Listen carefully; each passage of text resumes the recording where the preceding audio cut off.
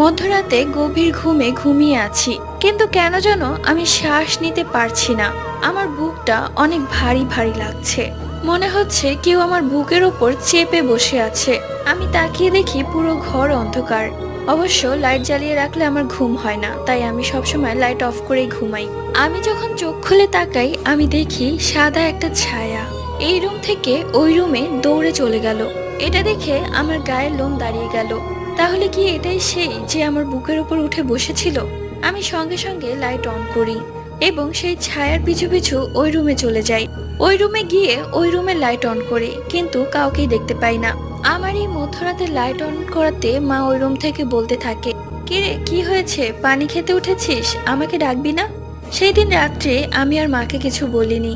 পরের দিন সকালবেলা আমি যখন মাকে এই কথা বললাম, তখন মা বলে সেও নাকি এরকম একটি ছায়া দেখেছে। এরপর আমরা সেই বাসাটি ছেড়ে দেই।